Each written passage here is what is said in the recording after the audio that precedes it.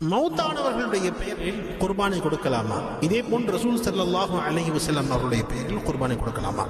ஹஜ்ரத் அலி ரலியல்லாஹு தஆலா அன்ஹு அவர்கள் நபிகள் நாயகம் ஸல்லல்லாஹு அலைஹி வஸல்லம் வஃபாத்திற்கு பிறகு வருஷம் 2 ஆட்டை என்ன செஞ்சாங்க? குர்பானை கொடுத்தாங்க. அப்ப மக்கள் கேட்டாங்க, 2 ஆடுகளை நீங்கள் குர்பானை கொடுக்கிறீங்களே, என்ன விஷயம் தான் கேட்கும் பொழுது அப்ப ஹஜ்ரத் அலி ரலியல்லாஹு தஆலா சொன்னார்கள், நபிகள் நாயகம் ஸல்லல்லாஹு அலைஹி வஸல்லம் அவர்கள் எனக்கு தன்னுடைய பெயர், அதாவது ரசூலுல்லாஹுடைய பெயரில் குர்பானை கொடுக்க சொன்னார்கள் என்பதாக சொன்னாங்க. எனவே வருஷம் 2 ஆடை ஒரு ஆட்டை என்னுடைய பெயரிலும் இன்னொரு ஆட்டை நபிகள் நாயகம் ஸல்லல்லாஹு அலைஹி வஸல்லம் பெயரிலும் நான் குர்பானை கொடுத்து வருகிறேன் என்பதாக ஹஜ்ரத் அலி ரலியல்லாஹு தஆலா அன்ஹு அவர்கள் சொல்கிறார்கள். எனவே நிச்சயமாக மௌத்தானவர்கள் பேரில் நம்ம குர்பானை கொடுக்கலாம். அத்தா பேரில், அம்மா பேரில், நம்முடைய தாத்தா பாட்டி பேரில் கொடுக்கலாம். இதே போல் ரசூல் ஸல்லல்லாஹு அலைஹி வஸல்லம் பேரில் குர்பானை கொடுக்கலாம் தாராளமாக. ஆனால் நம்ம யோசிக்க வேண்டிய விஷயம் என்பதாக சொன்னால், நம்முடைய கடமையை முடிச்சுட்டு தான் அவங்களுடைய பேர், ஏன்னா அவங்க மீது கடமை கிடையாது, நம் மீது கடமை முடித்து விட்டு அவங்களுக்கு நம்ம கொடுக்கணும் இன்ஷா அல்லாஹ்.